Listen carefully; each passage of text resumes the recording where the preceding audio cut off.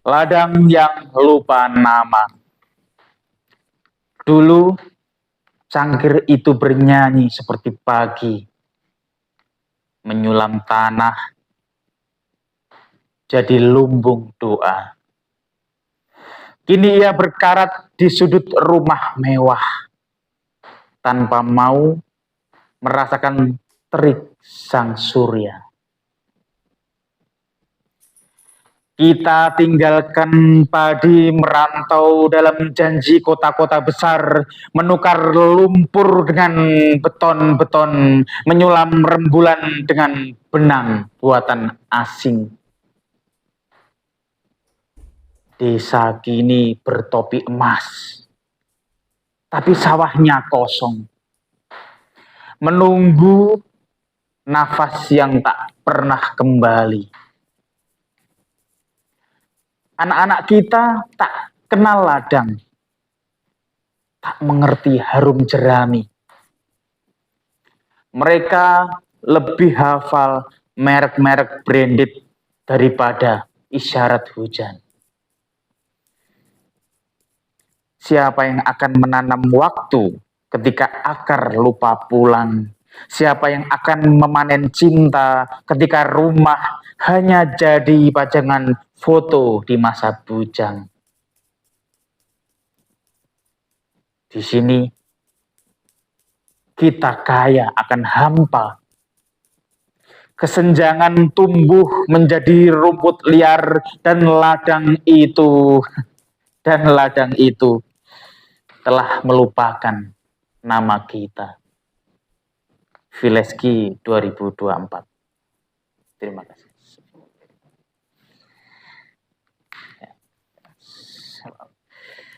Assalamualaikum warahmatullahi wabarakatuh. Waalaikumsalam warahmatullahi wabarakatuh. Selamat malam pemirsa NTV Madiun. Bertemu lagi dengan saya Haris Saputro di acara Pojok Nahdien edisi kali ini. Kembali lagi kita kedatangan Mas Viles, tamu spesial. Setelah terakhir ketemu di Haul Gus Dur, bagaimana apanya Mas Viles? Alhamdulillah baik Mas Haris, dan dalam suasana akhir tahun yang biasa saja sebenarnya karena hanya pergantian kalender, tapi bagaimana kita menjadi lebih baik dari tahun sebelumnya. Mungkin kita akan refleksikan pada malam hari ini, pertemuan kali ini. Iya, tadi sudah dibuka dengan satu puisi. Yang berjudul Ladang yang lupa nama. Nama itu kan kalau dalam puisi bukan nama yang kita maksud itu. Nama itu sebuah harapan. Orang tua kita memberikan nama tentu menjadi sebuah doa. Iya, jadi ladang yang lupa nama. Gimana Mas Haris kelihatannya kalau menyimak puisi saya tadi? Ya, saya teringat Mas, beberapa minggu yang lalu lah. Saya kan menghadiri pengajian. Pak Kiai itu ya kurang lebih bicara gini.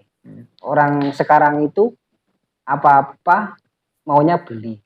Padahal yang sepele, entah itu cabai ataupun sawi kan sebenarnya bisa nanam sendiri, entah itu pakai hidroponik, meskipun dia ladangnya sempit ya di rumah yang tidak punya lahan lebar seperti sawah, sebenarnya bisa sendiri.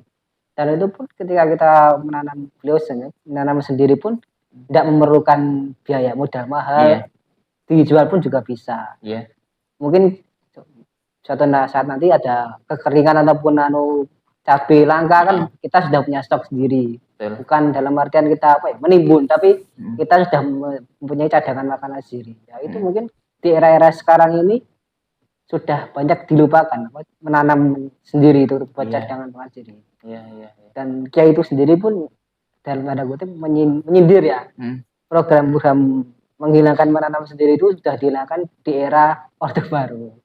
Program menanam sendiri. Iya, entah itu pupuknya harus beli dari luar ataupun di dalam tanda kutip dibodohi, harus beli traktor, sewa traktor, irigasinya harus gimana gitu. Kalau nggak salah namanya panca usaha apa panca karya gitu loh Mas, programnya Orde Baru. Saya lupa ini. Jadi di era itu itu program-program yang kita sudah seharusnya bisa swasembada pangan, tapi kita tidak menyalahkan daerah saya sendiri kan tidak mengalami Orde Baru. Kiai tersebut bilangnya begitu. Itu karena program sang presiden atau di bawahnya itu yang berbisnis dengan rakyat gitu ya? Ya itu kan itu tanda saya masih pertanyaan kok presiden kan memang dikenalnya di era itu kan otoriter banget kan ya. Otoriter ya. Ya itu dia itu aku sih kepikiran dia itu otoriter meniru siapa gitu loh. Waktu ini. Oke ya paham. Karena memang waktu itu kan musimnya pemerintah otoriter. Kalau nggak otoriter kayaknya di dunia pun juga otoriter. Iya, dunia. Jadi pergolakan ideologi ya, baik yang kiri dan yang kanan itu kan membuat semuanya harus serba kenceng. Kalau enggak ya terpisah-pisah, memisahkan diri gitu. Memang ada satu baik posisi positif, tapi ada juga yang negatif. Salah satunya kalau dampaknya sampai tidak bisa mandiri secara pangan tadi ya itu karena waktu itu ya saya nggak mengalami karena masih kecil ya. Saya waktu zaman Pak Harto sampai ya belum cukup untuk ikut merasakan sih ya. Kenapa nggak menanam sendiri? Tapi kalau kita refleksikan di saat ini memang bisa hidroponik itu kan dengan lahan yang gitu ya. Dan seperti yang pernah saya diskusikan puisi dengan tema seperti ini, pelaku petani itu memang merasakan semacam trauma sehingga ketika dia memberikan wejangan ke anaknya itu, Leo ojo jadi petani, ojo urip soro kayak bapak. Itu soro itu sebuah kata yang abstrak sebenarnya, ya kan?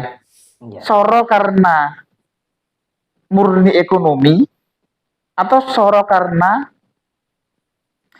kebahagiaan dalam konsep realita di kepalanya, ya kan?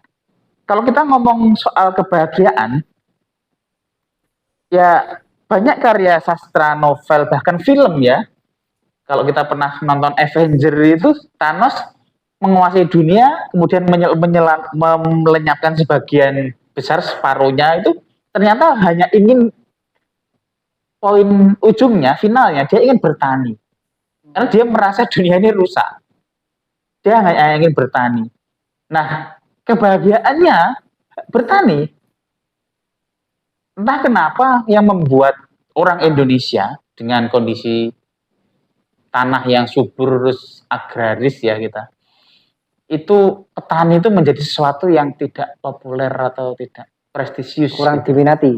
Nah itu sebuah hal yang kompleks ya sebenarnya. Sedangkan di Jepang, negara-negara maju bangga dengan petani, hidupnya sebagai profesi dalam sebagai petani gitu. Itulah fenomenanya. Padahal petani kan kepanjangannya tatanan Indonesia kan, kepanjangan petani itu loh mas. Saya belum pernah dengar sih, tapi memang kalau di negara kita, andaikan petani itu menjadi sesuatu yang prestisius, tidak merasa kaum terpinggirkan, tidak merasa kaum lebih mulia dokter, lebih mulia guru misalnya. Konsepnya misalkan seperti itu, seperti di Finlandia misalnya, bahwa semua profesi itu punya prestisius. Bahkan di Jepang pun orang tukang kayu itu ada ajang-ajang nyerut kayu paling tipis, penghargaan yang luar biasa juga. Artinya tukang kayu pun menjadi sebuah profesi yang dibanggakan juga. Itu yang perlu kita gali, kita renungkan bersama, bahwa semua ini kan sebuah ekosistem yang saling mendukung. Ya mungkin di negeri ini tuh yang pekerjaan yang dinilai prestis itu adalah pekerjaan di kantor, orang duduk di balik kubikal, dia menghadap laptopnya ataupun menghadap PC-nya, mengetik laporan, mengetik apapun itu lantaran itulah yang dianggap prestis di negeri ini mas ya. Berarti kita memang semacam mendarah daging ya, bahwa konsep-konsep sebagai karyawan, pekerja, pegawai itu dicap tempel mental londo itu lebih mulia gitu kan. Iya. Sehingga ketika orang itu kerjaannya ke lapangan, ke sawah, itu menjadi kaum istilahnya sudra, iya gitu ya. Ya itu yang perlu kita rubah. Kan negara-negara maju juga seperti itu ya. Maksudnya dalam konteks itu negara yang tidak terjajah gitu. Mungkin saking kita lamanya itu ya, dalam tanda kutip walaupun bisa diperdebatkan, kita tidak selama itu dijajah 350 tahun gitu. Tapi ternyata mental itu yang membuat kita merasa oh lebih mulia pegawai gitu, lebih mulia apa yang duduk di kantor-kantor. Kalau itu memang mulia atau lebih istilahnya lebih tinggi ya sebagai manusia punya derajat lebih tinggi atau lebih prestisius gitu ya misal kita anggaplah seperti itu. Buktinya negara-negara maju ya banyak juga yang bunuh diri itu yang kerja di gedung-gedung kurang apalah maksudnya dia kerja di ruang AC gitu kan yang gaji tetap misalnya dengan workaholic yang sangat tinggi gitu ya. Tapi kalau sekarang Gen Alpha Mas suruh di lapangan harus punya skincare banyak tuh. Gimana? Kalau harus kerja di lapangan kan skincare-nya harus banyak. Sunscreen, toningnya harus banyak. Itulah konsep kenapa kulit hitam, kulit coklat itu dianggap derajatnya lebih rendah daripada kulit putih. Itu kan doktrin penjajah juga gitu. Ya makanya kan yang menang beauty pageant kan rata-rata yang berkulit putih. Nah, ini juga ya, itu politik marketing alat kosmetik juga berarti bisa jadi. Akhirnya masyarakat kita yang kulitnya sawo matang seperti ini menjadi pangsa yang pasar yang besar buat apa produk-produk pemutih itu. Dan itu sangat berbahaya sebenarnya kalau memakai merkuri dan segala macamnya itu. memang harusnya masyarakat ini diajari untuk berpikir kritis, mengkaji ulang tatanan yang mungkin kita yakini lebih baik, ternyata kita tercabut dari akal kita.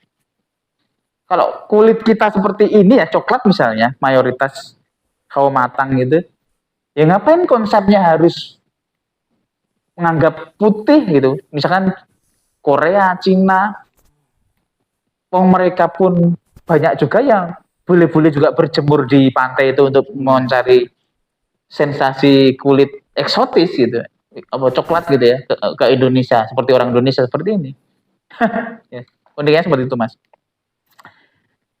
Dan ini ya menariknya dari ngobrolin puisi ketika dibacakan kemana-mana. Audiens bisa di ya, gitu ya jadi ingat sesuatu yang. Terus inspirasi jenengan itu dari mana? Apakah ada kerabat dekat ataupun jangan mengamati kehidupan seorang petani itu sendiri? Ya, karena memang 2024 ini puisi saya bikin tahun 2024 dan salah satu resolusi saya di awal tahun kan ingin dimuat surat kabar koran di atas 50 pemuatan dan alhamdulillah per hari ini 31 Desember 2024 itu terhitung 63 karya saya yang dimuat koran, baik itu dari puisi, esai, dan cerpen. Nah, untuk membuat karya yang bisa dimuat koran, itu kan memang saya meyakini seperti yang dikatakan Prof. Joko Saryono dari Universitas Negeri Malang itu, yang kita sering diskusi juga, baik lewat WA maupun ketika bertemu, syarat karya yang berkualitas itu kualitas teknik penulisan, misalnya ya semacam ejaan, tanda baca, segala macamnya itu ya, penulisan terkait teknik. Terus kemudian kedalaman, termasuk yang dibahas Mas Haris tadi, observasi, ya turun ya, mengamati, terus dalam perjalanan terinspirasi gitu. Yang ketiga, ini apa kaitannya dengan originalitas dan berdampak, maksudnya bagaimana karya ini ketika saya sampaikan baik perform ataupun di koran itu bisa mengubah atau setidaknya membuat yang menyimak dan membaca itu bisa merefleksikan kembali, termasuk makna kebahagiaan misalnya ketika saya membahas tentang kehidupan petani ladang yang lupa nama ini, ke kota meninggalkan ladangnya untuk ditukar dengan, tadi saya memakai diksi beton-beton itu simbol dari gedung-gedung misalnya seperti itu, apa benar itu sebuah kebahagiaan? Kalau memang itu sumber kebahagiaan, harusnya negara-negara yang anggaplah misalnya Jepang gitu tidak banyak angka bunuh dirinya. Seperti kita terakhir bunuh diri ada nggak di Madiun lah misalnya? Kayaknya nggak terdengar lama ya. Kemarin Apa di beberapa waktu lalu di sini di apa? Sungai Patian itu loh. Pinjol? Iya. Gitu. Mahasiswa baru semester berapa? Pokoknya kalau pinjol memang khusus tuh kasusnya. Jadi pinjol itu bener-bener menjerat lah, ya, menjerat banget. Jadi kalau udah terjerat itu harapannya tidak mau kerja lagi, memang pengennya instan. Instan, ya. Iya. Tapi kalau anggaplah petani yang sehari-hari di ladang gitu, tak pikir nggak sampai sih bunuh diri ya. Karena waktu luangnya untuk nyantai juga banyak mungkin. Sekalipun mungkin penghasilannya juga masih belum baik kalau di Indonesia ya. Itu perlu kerja semua baik pemerintah dan segala macamnya untuk memperbaiki harkat apa penghidupan petani. Tapi terlepas dari itu, selain masalah pinjol, saya rasa nggak akan banyak angka bunuh diri. Maksudnya kayak stresnya orang-orang berpenghasilan besar seperti orang Jepang, orang Korea, itu ternyata bunuh diri juga. Lebih banyak bahkan ada jembatan bunuh diri di sana itu. Artinya yang kita sebut sempurna sebagai kebahagiaan, kemewahan, nggak gitu juga gitu. Kita coba merefleksikan orang dari ya seperti ini saya menulis puisi. Ya, saya balik lagi Mas ya ke apa ya, tadi saya bilang kan saya mau tentang tangga dari Kiai, saya mau mengikuti pengajian Kiai pembicaraan tentang petani tadi itu, dia juga bilang apa, kebanyakan orang nggak mau gitu lagi kan karena monopoli harga. Misalkan kita nanam padi sendiri, ditaksir itu harganya misalkan sekarang kan beras 15.000. Mungkin kalau kita nanam sendiri per kilo nggak sampai 15.000. Akhirnya kan kita ada monopoli harga di situ ketika kita jadi korban ya, karena mengikuti kapitalis gitu. Itu seperti kasus atau viralnya yang disampaikan Menteri Pertanian yang barusan ini kan, yang dia cerita tentang waktu itu panen jagung lagi peak, itu artinya udah stok banyak, tapi ternyata ada oknum yang impor, itu membunuh banyak petani itu. Nah, mungkin ya di waktu Orde Baru itu terjadi kasus-kasus seperti itu berulang kali dan banyak gitu. Sehingga petani itu hancur benar-benar. Yang kecil itu hancur karena ulah oknum di atas yang ya main seperti itu. Ya, artinya pemerintah memang harus intervensi ya. Terus yang kedua, masyarakat pun harus lebih kritis lagi untuk peduli atau aware terhadap hal seperti ini, apalagi didukung dengan internet sekarang ini. Ada hal-hal semacam itu yang merugikan rakyat kecil, yang merugikan masyarakat. Prinsip keadilan sosial bagi seluruh rakyat Indonesia ini harus dijalankan, harus diviralkan gitu. Masih yakin dengan internet? Buktinya data kita aja dibobol oleh hacker Brasil gitu. Ya, kalau itu iya sih memang. Ya ini simpelnya gini aja lah. Harusnya untuk mengurus masalah atau data-data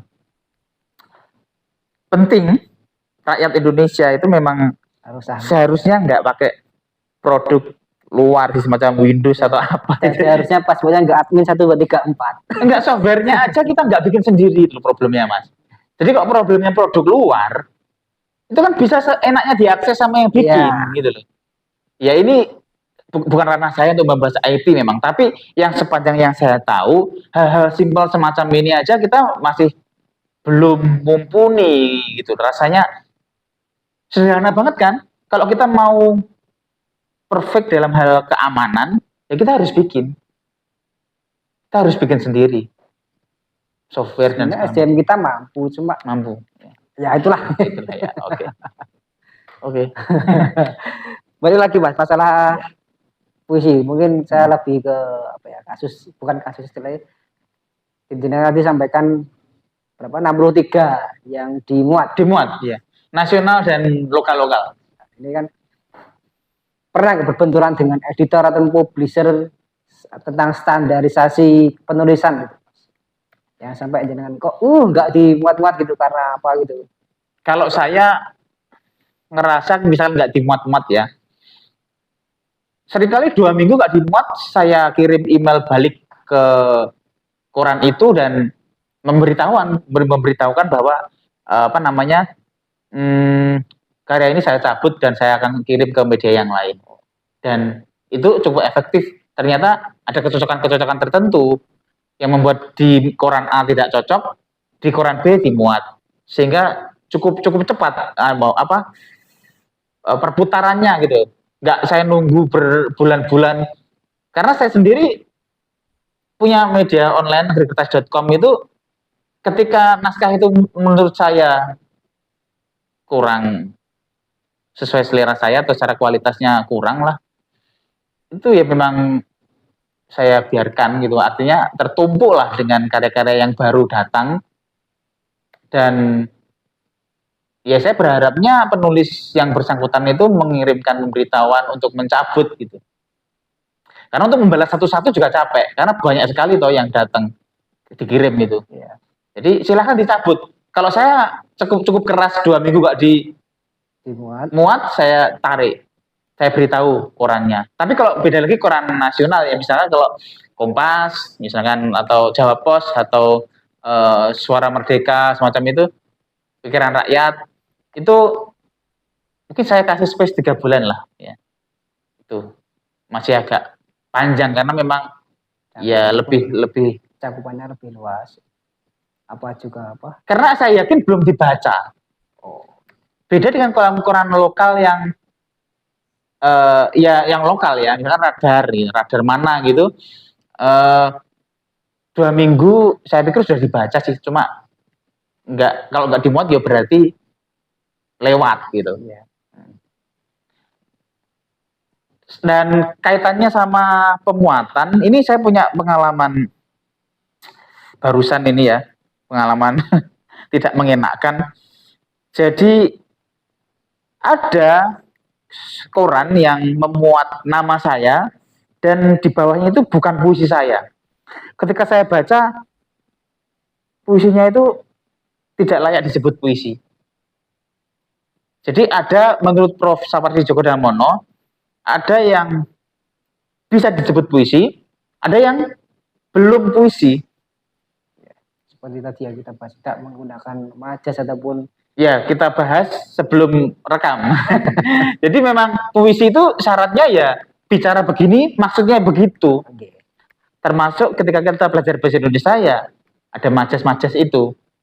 Jadi kita ngomongin kursi gini, kursi itu telah diduduki oleh orang yang apalah tak tepat atau gimana. Kursi itu keras misalnya, pada tanah, lembut pada langit misalnya. Nah, kenapa keras pada tanah, lembut pada langit? Itu kan perumpamaan. Itulah puisi.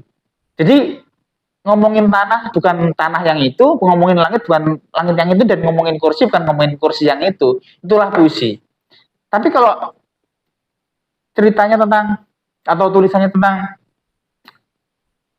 engkau bagiku terlalu kejam, sudah kuberikan segalanya, tak kunjung membuat hatimu luluh misalkan. Itu kan langsung ya. Itu ya menurut saya curhatan sih. Dan belum puisi. Dan apa ya, kecewanya,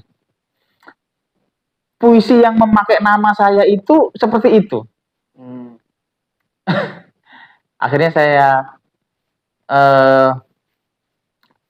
hubungi koran itu lewat email dan WA, mengucapkan ya kekecewaan saya, kenapa kok puisi saya seperti itu. Ya intinya minta maaf sih, tapi jawabannya menurut saya belum memuaskan, sebab terlalu banyak asumsi di saya. Salah satunya bisa saja seseorang itu iseng menulis puisi dengan nama saya untuk memperburuk lah atau menjelekkan saya. Sedangkan pihak koran sendiri, wah ini Vileski, nggak usah dicek, nggak usah dibaca, langsung dimuat. Ya, ya khawatirnya seperti itu. Sehingga solusinya adalah ketika koran itu ingin memuat sebuah karya, please, karena penulis sudah mencantumkan nomor WA dan email, itu langsung dihubungi sebelum dimuat, sebelum dicetak. Kebiasaan koran-koran lokal itu asal muat tanpa konfirmasi. Misalnya, konfirmasi, besok minggu karya Anda akan kami cetak, kami muat. Itu kan otomatis penulisnya akan bertanya, puisi saya yang mana atau cerpen saya yang mana. Dicek lah, terjadi cross check ya di situ. Dan itu nggak akan terjadi lagi kejadian seperti itu. Sayangnya, kalau koran nasional oke lah, selalu seperti itu standar apa SOP-nya. Tapi kalau koran lokal ini masih banyak apa namanya? Istilahnya juga kejar tayang Mas itu. Bisa, yang kedua banyak asumsinya, termasuk nggak ngasih honor kan akhirnya. Nggak dikasih tahu kan, akhirnya karya itu termuat tapi juga honorariumnya tidak ada. Nah itu kalau ada nggak ada temen yang lapor bahwa puisi saya atau karya saya dimuat di situ kan istilahnya lolos gitu aja kan. Kita juga nggak akan nagih kan nggak tahu juga gitu. Nah hal-hal semacam itu. Sekalipun misalkan koran itu nggak ada honornya ya, ada memang beberapa koran itu lokal ya nggak ada honornya. Itu ya mestinya tetap memberitahu penulis sebelum dicetak atau dimuat. Sebab itu etika yang harus dijaga. Rasa minder koran-koran lokal ini ketika nggak bisa ngasih honor, terus nggak bisa ngasih kabar bahwa karya seorang penulis itu dimuat, itu malah memperburuk citra koran itu. Karena penulis itu satu sisi juga sadar sih ya, memahami lah kondisi bahwa banyak koran-koran lokal yang gulung tikar karena ya digitalisasi informasi itu sangat pengaruh ya. Banyak yang akhirnya masyarakat tuh mau baca berita ya nggak perlu beli koran gitu. Sehingga ketika ada koran yang masih mau menyisakan halamannya untuk karya sastra, termasuk puisi, itu jujur saya sebagai penulis juga sangat menghargai itu. Tapi ya masih ada aja koran lokal yang tidak menghargai penulis dengan cara melaporkan pemuatan karya. Itu sih kegelisahan saya sebagai penulis. Terus akhirnya jangan beralih ke media lain atau tetap menulis di situ atau gimana? Resolusi 2024 solusi dengan adil kasus seperti itu tadi tetap Oke, saya berkampanye lah intinya. Saya kampanyekan banyak postingan saya itu koran-koran lokal itu ya memberitahu. Tapi ini butuh kekompakan banyak penulis ya sebenarnya. Untuk mau melawan atau setidaknya itu memviralkan atau mendiskusikan atau istilahnya memberikan apa ya hukuman secara sosial walaupun lewat medsos ya, memperbincangkan itu bahwa itu etika yang tidak bagus ketika sebuah karya dimuat tapi tidak dilaporkan ke penulisnya. Itu harus sadar semua koran, terutama yang lokal ini memang. Kalau yang nasional punya SOP yang bagus ya memang. Itu selalu sering saya kampanyekan seperti itu. Dan saya rasa nggak hanya puisi Mas ya. Sekarang juga media kan banyak di nggak hanya koran, media digital itu kan itu kadang saya tuh sering baca itu tentang pribadi public figure lah. Ya kebanyakan di podcast itu bilangnya media-media itu tidak pernah izin dulu mau dimuat tentang masalah privasinya profilnya gitu. Oh iya ya. Kan bisa gitu. Ya itulah seperti itu ya. Istilahnya cari clickbait itu tadi juga bisa.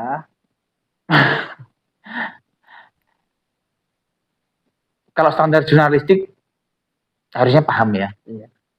Sekalipun lokal itu mestinya ya harus disiplin gitu. omongan tadi juga sempat nyinggung masalah teknologi. Sekarang kan juga ada AI Mas ya. Ya, oke. Dalam masalah pembuatan puisi ataupun karya sastra sendiri. Sambil minum boleh? Boleh. Serius banget ini. Pembuatan puisi dengan AI. Ya itu gimana ya? Membedakan dengan puisi karya pribadi dengan AI kan kita tinggal ngetik sendiri. Tolong AI buatkan aku puisi bertema ini. Itu gimana? Ada rasa yang tidak bisa ditiru AI enggak Mas gitu? Iya, masih kelihatan sih Mas. Jadi kalau membuat puisi dengan AI itu jelas kelihatan. Bagi orang yang memang lama berkecimpung di bidang puisi, apalagi kurator sastra misalkan di nasional, media nasional itu sangat mudah untuk menemukan itu. Terasa banget alur atau istilahnya itu penulisan robot. Tapi kita bisa memanfaatkan AI itu sebagai partner atau teman bekerja. Anggaplah kita dosen yang punya asisten. Bikin dong tema apa gitu misalnya. Dibikinkan kan. Pastinya jelek kan. Nah dari situ kan anggaplah kita juga setengah jalan buat karya. Menyempurnakannya dengan kemampuan rasa kita sebagai seorang penulis gitu. Saya pikir walaupun ini bisa menjadi perdebatan ya, kontroversi ya, tapi namanya teknologi itu nggak bisa dicegah atau nggak bisa dibendung. Mau pakai karya konvensional murni dari kita ataupun bantuan teknologi, selama kualitas hasilnya itu sama dan tapi lebih cepat dengan teknologi, apa salahnya? Banyak kok ahli-ahli IT pun sekarang untuk mempercepat proses kerjanya dia yang harusnya dikerjakan 1 bulan tapi menjadi beberapa hari saja dengan kualitas yang sama dengan bantuan AI gitu kan. Itu memang kemajuan teknologi. Kita kalau nggak mau atau menutup diri ya kita yang ketinggalan. Nggak masalah. Tapi rasa manusia, kemanusiaan kita sebagai ya penulis ya yang punya rasa itu yang nggak bisa digantikan. Sense-nya tuh masih sangat kelihatan. Pokoknya nggak bisa lah. Pokoknya silahkan kirim ya siapapun tantangan di komen, kan ini di YouTube nanti ya misalkan atau di mana platform itu, di komen aja buatkan atau di komen puisi buatan AI atau buatan sendiri gitu. Buatan AI dan buatan sastrawan terkenal lah ya, tapi nggak usah disebutkan namanya. Saya bisa menebak lah ini buatan kualitas sastrawan nasional gitu sama buatan AI atau buatan murni. Tapi banyak juga yang kurang bisa menulis itu kualitas penulisannya seperti AI. Jadi masih robotik banget gitu. Walaupun dia mengaku buatan sendiri tapi ya terasa belum puisi tadi. Belum puisi. Untuk mencapai itu Mas, seorang penulis untuk mencapai seperti jenengan itu bagaimana? Referensi itu kaitannya bukan hanya pengetahuan dan teknik ya. Yang nggak bisa digantikan robot itu kan olah rasanya kita. Observasi tadi juga mempengaruhi gitu. Observasi. Kan ada 3 bahan tadi. Ya. Teknik ini bisa ditiru AI ini. Ya. Maksudnya kayak ejaan segala macam. Iya, bisa atau tipografi misalkan tuh AI bisa lah ya. Yang kedua observasi tadi, bahan untuk kita apa yang mau kita ungkap atau kita angkat dari karya ini bisa observasi penelitian, bisa juga mungkin dari internet teknologi, baik dari buku ataupun tanya AI. Kalau tanya AI ya kadang-kadang ngaco juga, itu agak hati-hati ini ya, karena informasi kan juga carinya yang kredibel gitu. Maksudnya dari surat kabar misalnya itu oke lah. AI belum tentu sebagai informan yang baik gitu ya. Iya.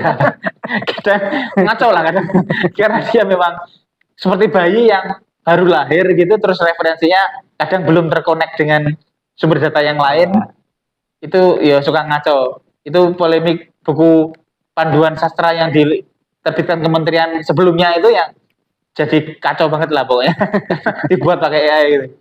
Tapi yang ketiga ini yang sulit ini, yang originalitas dan berdampak tadi yang kita harus menyampaikan sisi-sisi kemanusiaan kita untuk mengubah pola pikir manusia yang membaca, manusia yang lain untuk membuat sebuah gerakan, movement untuk apa sih? Setelah baca itu kita ingin apa? Nah, AI nggak punya karena kepentingannya AI kan nggak ada seperti kita para manusia. AI itu kan netral aja. Gitu. Sisi-sisi kemanusiaannya dia nggak punya. Gitu. Oke. Dengan sering tadi kan bicara tentang IT. Sekarang kan kebanyakan kasus ITE, pelanggaran ITE Mas ya. Nah, ini yang membedakan antara puisi kan ya tadi juga jangan sampaikan kalau puisi itu tulisannya begini tapi maksudnya tidak begini. Kan kemarin juga sempat viral kasus lukisan yang dalam tanda kutip dianggap menjatuhkan tokoh nasional. Ya, dianggap raja itulah ya. Yeah. Jadi gimana Mas antara puisi dan karya seni rupa tadi yang membedakan gimana? Puisi kan tadi katanya maksudnya begini tapi belum tentu begitu. Iya, iya. Kan kok sastra diturunkan gitu kan? Kok lukisan diturunkan? Padahal itu mungkin maksudnya begini. Ya mungkin maksudnya begitu. Lukisan gitu. Kan visualnya jelas. Kalau puisi kan apa ya? Jalan tulisan nanti kan kadang tidak sesuai dengan dimaksud jangan dengan bilang tadi. Jadi pertanyaannya apakah di banned juga atau ya dicekal? Yang setuju nggak ketika puisi harus dibredel juga ketika menyinggung gitu. Sampai saat ini setelah Orde Baru ya, artinya zaman reformasi berarti mulai Pak Habibie dan sampai sekarang itu nggak ada kayaknya puisi dibredel gitu. Yang saya tahu nggak ada. Terakhir kan yang viral yang istilahnya zaman sekarang kan viral itu ya. Pijit tukul itu kan yang dihilangkan dan kawan-kawannya itu. Setelah itu kan nggak ada. Artinya ya baguslah kalau peradaban bangsa kita termasuk para pemerintah juga puisi ya biarlah jadi puisi. Artinya kalau ada yang sesuatu yang diproteskan, diutarakan, toh itu selama dalam bentuk puisi bukan dalam bentuk anarkis ya pengerusakan, harusnya diwadahi saja. Nggak apa-apa, nggak masalah itu. Dan seharusnya lukisan itu tadi juga termasuk kritikan kan? Iya, itu kontroversi ya. Artinya entah dari segi apa pihak dari kurator ya katanya itu misalnya dalam undang-undang membredel ya, menurunkan. Bukan ranah saya untuk bicara itu, tapi kekhawatiran teman-teman merembet ke bidang yang lain. Kalau lukisan saja bisa digitukan, jangan-jangan nanti sastra, jangan-jangan nanti teater, jangan-jangan nanti tari yang istilahnya mengkritik itu bisa dihentikan gitu, dibredel juga. Itu cukup membuat yang saya simak dari kalangan seniman tuh khawatir tentang itu. Maksud saya gitu ya, apakah ada ya tadi kekhawatiran dengan untuk berkarya dengan maksudnya ingin mengkritisi tapi terhalang oleh undang-undang ini, akhirnya apa ya menurunkan rate gitu loh, standar. Iya, jadi sastra, karya seni apapun itu kan ruang intelektual ya, termasuk ada muatan kritik, itu kan kritik yang beradab. Jadi apapun itu mestinya tidak perlu dicekal. Kecuali kalau lukisan tadi katanya saya mendengar itu ada muatan pornografinya. Nah kalau itu bisa, saya setuju sih. Karena saya juga kurang setuju ketika karya-karya cerpen yang viral dan banyak diminati masyarakat di platform yang saya tidak sebutkan namanya, itu banyak cerita pornonya. Dan saya khawatir ketika penulis itu sukses, kaya dari tulisan seperti itu, terus para mahasiswa ini, oh tulisannya bagus, yang berkualitas itu yang seperti ini. Bubar wis. Jadi ya wis, para penulis akhirnya nulis yang porno-porno gitu. Itu kalau alasannya memang dari sisi pornografi misalnya, saya setuju. Tapi saya nggak tahu, saya nggak mendalami kasus lukisan tadi, apakah karena kritiknya atau karena visualnya itu mengandung pornografi, saya nggak tahu. Tapi kalau sastra, saya setuju misalkan negara intervensi terhadap cerita-cerita yang ya paling enggak ya didefinisikan. Tapi ya gini, syukur masih ada koran-koran termasuk Kompas, Suara Merdeka yang karya saya juga dimuat di situ juga. Masih konsisten, masih acek lah intinya untuk memuat karya berkualitas. Itu alhamdulillah lah, masih ada. Sehingga tidak terjadi salah paham bahwa penulis yang tidak viral itu dianggap tidak berkualitas. Karena masih ada koran-koran yang menjaga itu gitu. Apa istilahnya ya? Apa? Istilahnya maksudnya itu tulisan baik kalau tidak sesuai pasaran kan enggak gitu istilahnya. Ya. Jadi tulisan baik itu tidak selalu yang sesuai pasar gitu. Ya. Kalau tadi jangan bilang pornografi kan dulu juga sempat ada semacam Annie Ero, tulisan buku-buku yang majalah-majalah yang memuat seputar itu kan. Memang nggak bisa dicegah ya itu ya. Cuman di dalam ranah seni yang anggaplah ada tingkatan kelasnya. Ya mungkin tidak sesuai ataupun belum sesuai dengan adat ketimuran itu Mas ya? Apa seperti itu? Enggak, gini. Kualitas itu bukan ditumpukan pada jumlah views. Itu setuju aku.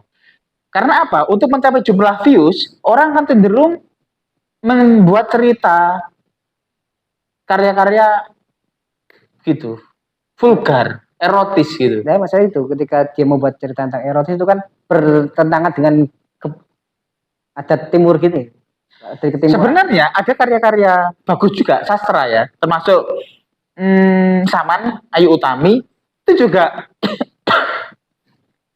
cukup eksotis juga membahas hal-hal semacam itu. Tapi kan dia disebut kualitas bukan karena melulu soal itunya gitu loh. Tapi ada sisi-sisi yang dia angkat tentang kemanusiaan, tentang istilahnya problem-problem kehidupan sosial yang cukup mendalam. Observasinya pun juga bagus gitu loh. Sebagai karya sastra, penelitiannya itu ya. Itu bukan sekedar bikin cerita hot gitu, terus kemudian jadi berkualitas gitu ya. Maksudnya tim kurator atau istilahnya juri sastra lah, anggaplah di festival nasional maupun internasional menentukan pemenang itu tidak fokus di jumlah views popularitas dari karya itu. Ada sisi-sisi yang kompleks ya, yang banyak pertimbangannya, masuk ke dalaman materi, observasi tadi, sampai originalitasnya. Dan yang penting itu bukan yang utama masalah yang pornografi ataupun yang itu. Itu hanya bumbu kecil lah ya. Kalau kelihatan kok Mas Haris ini karya yang fokusnya untuk imajinasi libido ya, sama karya memang menjadikan hal itu sebagai sisipan aja, itu kelihatan sekali. Ya. Ini Mas, jenengan saya rasa sudah banyaklah berkecimpung di dunia sastra ya. Dengan banyaknya kan sekarang era-era netizen gitu kan ya. Era-era netizen. Dengan banyaknya yang membaca karya jenengan itu, pernah nggak Mas jenengan nuruti apa yang jenengan netizen itu mau, Mas bikin dong karya seperti ini, atau jenengan tetap bersikukuh ya aku berkarya sesuai dengan jalanku sendiri gitu. Pernah terakhir ini, bukan pernah, sering terakhir yang saya alami itu ketika seseorang mengirimkan foto, dia sedang nyimak karya musik saya, musikalisasi puisi gitu, di foto untuk mungkin mengapresiasi ya, bagus itu ya, dia kerja sambil dengerin musik saya gitu. Terus saya ucapkan terima kasih gini atas apresiasinya. Dia bilang bikin juga dong yang agak keroncong gitu. Ya gitu kan. Terus tak kirim satu album gitu, Bossa Nova Keroncong Jazz gitu. Oke. Loh, maksudnya karyamu, bukan karya orang lain gitu. Kalau ini aja sudah bagus, kenapa saya harus bikin sendiri gitu, gitu kan? Maksudnya kalau dia pengen musik yang keroncong, yang menurut dia bagus, ya saya langsung share aja musik yang sudah jadi kan, gitu. Daripada saya harus bikin. Karena apa? Karena ketika seseorang menikmati karya dan istilahnya berterima kasih pada penciptanya, itu kan sebuah sesuatu yang apa yang saya sukai sama dengan apa yang dia sukai. Itu sebuah frekuensi yang bersambung gitu loh.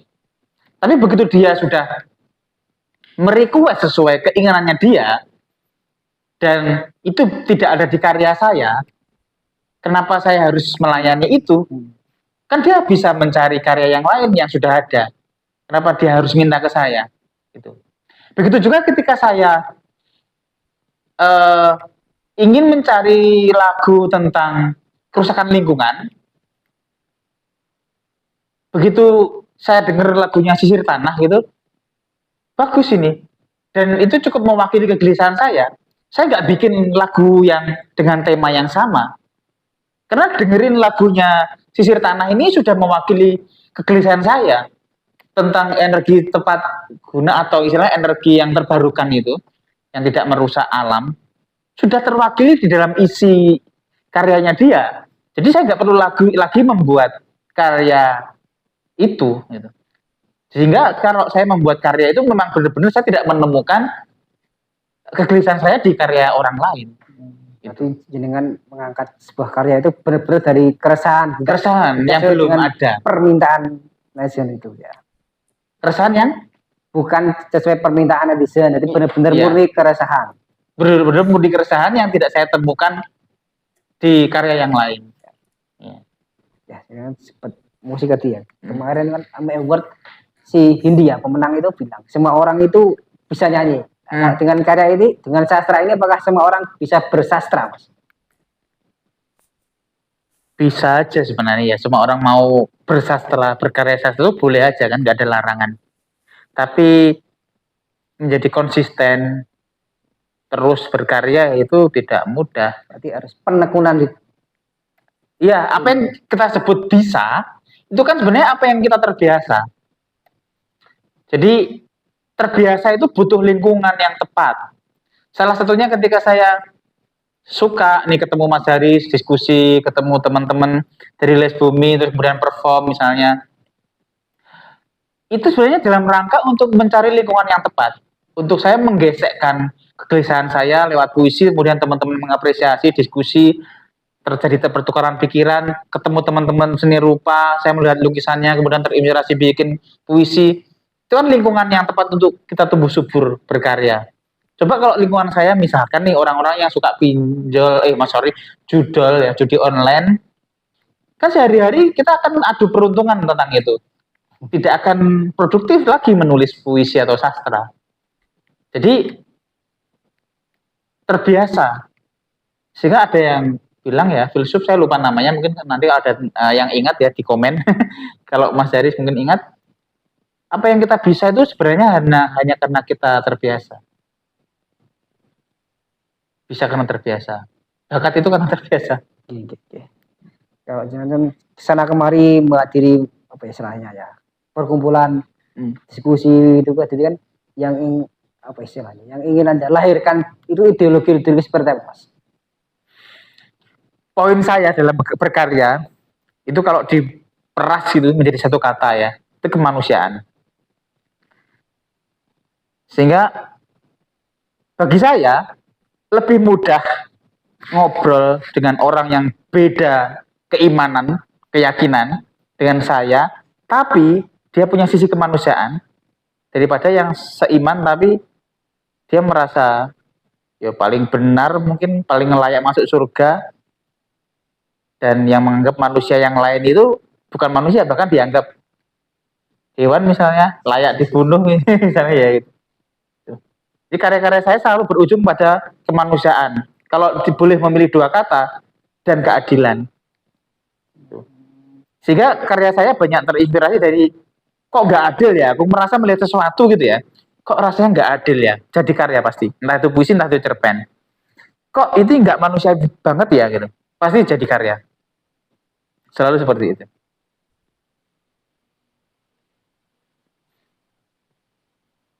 Ya, mungkin untuk menutup. Habis.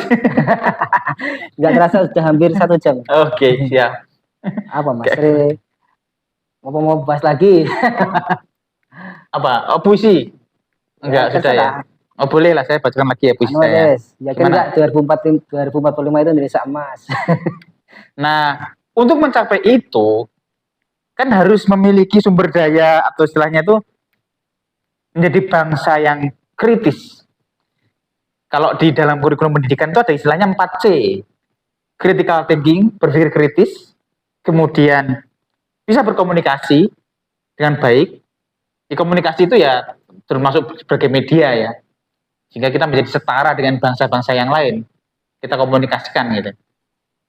Kemudian kolaborasi, termasuk kita ini kan kolaborasi dengan sastra, bisa kolaborasi dengan tari, dengan apa gitu. Kita harus membuka diri untuk kolaborasi. Kemudian satu lagi apa ya? Saya lupa. Itu yang menteri yang baru atau menteri yang lama itu? Tapi memang itu sudah menjadi rumusan dunia sih sebenarnya. Tentang 4C itu. Critical thinking, kolaborasi, komunikasi, sama lali aku. Kalau saya baca itu apa ya? Ada 7 pembiasaan yang harus dilakukan. Oh, 7 habit. Ya. Contohnya kan gemar belajar. Nah, untuk mencapai itu, salah satunya orang itu bisa memahami puisi. Literasi itu sebenarnya bukan hanya membaca, tapi memahami kan esensinya. Memahami berita aja nggak paham, banyak yang miskonsep atau salah paham lah istilahnya ya. Apalagi ketika tahu puisi terus kemudian apa sih nggak mudeng, aku nggak bisa sampai, nggak bisa merasakan. Nah makanya sastra itu salah satu barometer sebuah peradaban sebuah bangsa ya. Ya kita sebut negara-negara yang kita anggap itu maju ya, pasti sastranya kuat, mendiskusikan sastra. Itu menjadi makanan sehari-hari. Mau di Jerman, mau di Perancis, mau di Jepang, di Amerika bahkan. Presiden-presidennya itu para penyair gitu. Ya kan? Kita punya presiden yang pinter bikin puisi dan pinter nulis prosa kan Soekarno itu. Omongannya ngobrolnya kelas dunia gitu ya. Iya. Nggak tahu nih Pak Prabowo bisa nggak? Ya sebenarnya bisa, cuman nggak terekspos saja kayaknya. Kayaknya saya melihat Pak Prabowo ini presiden kelas dunia juga. Ya saya bukan memuji pemerintah, tapi memang saya melihat urusannya presiden memang seperti itu, harus antar negara gitu, bargaining power juga gitu. Jadi nggak sibuk dalam negeri. Gitu. Kalau saya boleh bicara sih, pemahaman yang harus dimiliki. Gus Dur, sorry, saya kelewat. Ya. Sastra juga kuat kan kuat. Nah, gimana?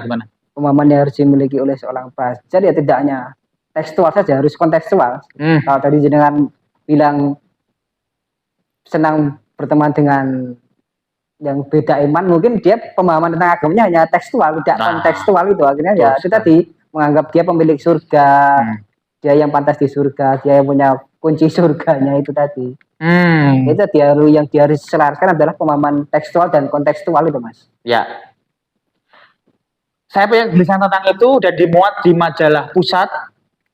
Puisi ini, majalah Pusat itu majalah milik Badan Pengembangan dan pokoknya Badan Bahasa. Singkatnya saya lupa. Badan Bahasa itu kalau mau dimuat di situ memang cukup sulit ya. Banyak sastrawan nasional yang ya istilahnya apa ya, bergantian ya, rivalan lah gitu ya. Istilahnya sangat ketat. Ketat ya, kuratorialnya sangat ketat. Puisinya seperti ini Mas Haris. Sama dengan tema yang jenengan bilang tadi. surga yang sempit. Mereka berjalan dengan kitab-kitab di tangan, menyandang kata suci di dada, tapi tak membawa cinta di hatinya. Lidahnya sebilah pedang, mengiris perselisihan dan melatangkan bara. Di bawah langit yang satu mereka mendirikan tembok-tembok dari doa yang melupakan makna. Pintu surga dijadikan piala hanya untuk dipamerkan, bukan untuk seluruh umat manusia. Mereka mabuk dalam bayang-bayang dogma, mengira iman adalah senjata, bukan sebagai lentera. Pada Tuhan, tak butuh tentara. Di tengah gaduh keyakinan, senandung toleransi pun terdiam, tak lagi punya rumah dalam relung jiwa-jiwa yang sempit. Vileski 2024. Kalau bisa menangkap ya. Kemarin kan Gus saya yang di Gus Dur kan juga sempat bilang, kita beragama tidak hanya dengan raga saja, tapi juga dengan jiwa gitu kan. Itu tadi. Terakhir kan kata-kata Cina kan Tuhan tidak butuh tentara. Iya. Sedangkan orang sekarang kan ada istilah-istilah membela Allah. Bagaimana mungkin yang dibela itu lebih lemah daripada yang pembelanya lebih lemah daripada yang dibela. Itulah. Itu membela kerakusannya dengan embel-embel Tuhan. Itu tadi. Saya katakan ketika beragama dengan tekstual itu kan terjemahan dari satu ayat ya. Barang siapa yang menolong agamanya Allah, maka Allah akan menolongnya. Itu pemahamannya ya tekstual, belum secara kontekstual itu tadi. Ya. Jadi dia menganggap superior lah dalam beragama itu. Saya tuh pengen banget baca puisi itu di depan pengajian kayak gitu. Karena selama ini baca puisi ya di depannya teman-teman yang suka seni dan budaya. Ya suatu saat lah mungkin. Seperti Sosiawan Leak kan sering tuh. Ketika Gus Mus ngaji, ketika Cak Nun ngaji, itu Sosiawan Leak gitu bacakan puisi. Kayak ya, saya rasa itu juga harus tugasnya para dai, para kiai, para ustadz untuk istilahnya menghabitkan puisi di khalayak. Ya sebenarnya dengan sebut Gus Dur sendiri kan juga senang puisi. Tapi puisi ya kita yang sering dengar kan ilah-ilah tulis Fiderusi kan itu juga puisi. Biasanya dari syair Abu Nawas itu kan juga puisi. Sangat dalam sekali kan. Ya mungkin ya apa ya istilahnya orang-orang ketika berbahasa Arab diartikan oleh Gus-Gus, oleh kiai-kiai diartikan Jawa kan lebih mengena daripada langsung berbahasa Arab. Ya mungkin jamaah-jamaah belum tahu artinya, jadi belum bisa menghayati. Ya, jadi PR buat kami lah di teman-teman di NU mungkin bisa mendakwahkan lewat puisi. Dan dikaji, dibahas di situ. Lir ilir itu kok dibahas dalam banget. Lir ilir tandure wes sumilir. Tak ijo royo tak sanggo temanten anjir. Kebahagiaan itu. Cak Angon kan seorang pengembala ya. Pemimpin imam gitu ya. Penek no blimbing kui. Kenapa blimbing? Kenapa enggak melon? Kenapa enggak ini? Karena blimbing kan 5 gitu ya. Islam. Itu dalam banget kalau dikaji gitu loh. Jadi ya itulah itu tadi juga seperti menggunakan majas kan satu metafora personifikasi. Jadi ulama-ulama itu memang sungguh luar biasa dia apa ya merasuk ke dalam jiwa-jiwanya para jamaah ini. Itu mungkin PR buat Gus-Gus sekarang, kiai-kiai sekarang untuk menjamurkan lagi sastra-sastra lewat dakwah-dakwahnya. Betul. Ya. Ya mungkin terakhirlah Mas Pras tadi kan juga nyebut Gus Dur. Yang terngiang dari jenengan tentang seorang Gus Dur itu apa? Untuk mengakhiri obrolan kita ini. Gus Dur itu bagi saya barometer melihat kemanusiaan. Jadi pemikiran-pemikirannya beliau mungkin saat itu banyak yang belum sampai ya. Tapi begitu berjalannya waktu dan zaman, orang-orang mulai terbuka dan mengerti. Dan mengkaji lagi tulisan-tulisannya Gus Dur. Sekalipun itu anekdot, itu pasti dalam itu Gus Dur. Sehingga banyak hal terkait Gus Dur itu menjadi inspirasi buat saya menulis puisi, cerpen, dan esai. Termasuk kemarin waktu haul Gus Dur saya bacakan puisi, sangat terinspirasi sama Gus Dur. Jenengan mimpi ketemu Gus Dur. Iya. Iya. Sampai segitunya. Ya, kayak pesan kemanusiaan itu terbawa alam bawah sadar dan menjadi karya puisi. Dan itu dimuat koran juga udah. Selain dapat honornya kan benar-benar menyampaikan itu kemanusiaannya luar biasa. Terima kasih Mas Vilas. Sama-sama Mas Haris. Malam ini kita mulai 2 jam sebelum tahun baru ini. Itu suara kembang api apa sudah? Sepertinya ya, orang yang sedang bereuforia dengan pergantian hari, bukan tahun. Iya. Terima kasih Mas Vilas atas kesempatannya. Mungkin kita sambung lagi di lain kesempatan. Yep. Akhirul kalam, teman-teman yang sudah menonton, terima kasih atas kejadiannya menonton pada episode kali ini. Akhirul kalam, wassalamualaikum warahmatullahi wabarakatuh. Waalaikumsalam warahmatullahi wabarakatuh.